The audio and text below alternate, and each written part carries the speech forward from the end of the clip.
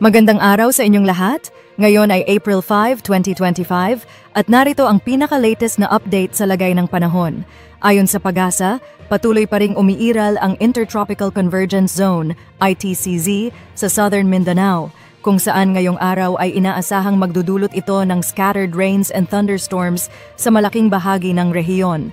Kaya naman, mag-ingat po ang ating mga kababayan sa posibilidad ng pagbaha at pagguho ng lupa.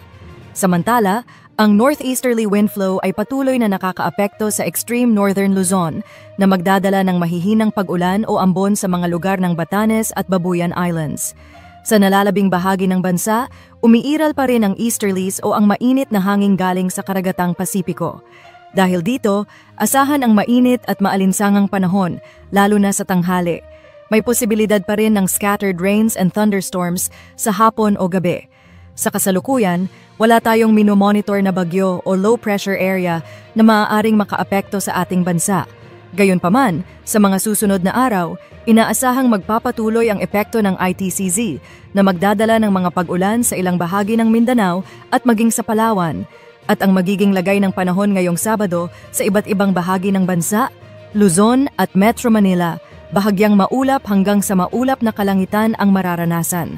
May posibilidad ng mahihinang pag-ulan o ambon sa Batanes at Babuyan Islands dahil sa northeasterly wind flow. Sa nalalabing bahagi ng Luzon, mainit at maalinsangan pa rin ang panahon lalo na sa tanghali na may tsansa rin ng scattered rains and thunderstorms dala ng easterlies. At ang temperatura sa Metro Manila mula 25 hanggang 33 degrees Celsius, Baguio City mula 17 hanggang 25 degrees Celsius, Lawag mula 25 hanggang 33 degrees Celsius, Tuguegarao mula 24 hanggang 30 degrees Celsius, Tagaytay mula 24 hanggang 31 degrees Celsius, Legazpi mula 25 hanggang 32 degrees Celsius. Sa Visayas at Mindanao, ang mga lugar gaya ng Davao Region, Soc-Sargen, Zamboanga Peninsula, maging ang Basilan, Sulu at Tawi-Tawi ay makakaranas ng maulap na kalangitan at scattered rains and thunderstorms dahil pa rin sa ITCZ. Ang mga pag-ulan ay maaaring katamtaman hanggang sa malakas, kaya mag-ingat pa rin sa posibleng pagbaha at pagguho ng lupa. Sa natitirang bahagi ng Mindanao, buong Visayas at Palawan, inaasahang magiging bahagyang maulap hanggang maulap ang kalangitan na may posibilidad pa rin ng scattered rains and thunderstorms dahil sa easterlies.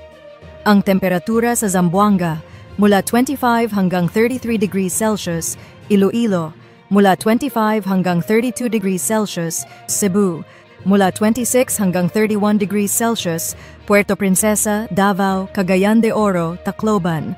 Maaaring umabot ng hanggang 32 degrees Celsius, Kalayaan Islands, 33 degrees Celsius.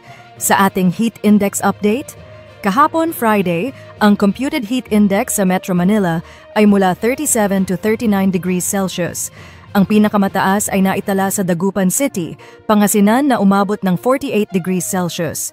Narito pa ang ilan sa mga naitalang mataas na heat index. Virac, Catanduanes, umabot sa 43 degrees Celsius, Masbate City at Zamboanga City, umabot sa 42 degrees Celsius.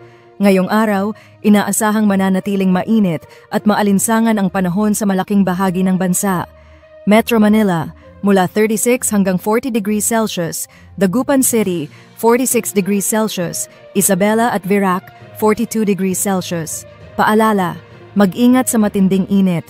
Kung lalabas, magsuot ng pananggalang laban sa araw, iwasan ang matagal na exposure sa init, at uminom ng maraming tubig upang maiwasan ang heat stroke at dehydration. At sa lagay ng karagatan, wala tayong nakataas na gill warning. Ngunit, pinapayuhan ang mga kababayang maglalayag sa extreme northern Luzon na mag-ingat pa rin dahil posibleng katamtaman hanggang sa maalon ang kondisyon ng dagat. At iyan po ang ating lagay ng panahon. Kung nakatulong sa inyo ang update na ito, huwag kalimutang mag-like, mag-share at mag-subscribe sa aming channel. Pindutin din ang notification bell para sa mga susunod na updates tungkol sa lagay ng panahon. Ingat po tayong lahat at have a safe and pleasant day ahead.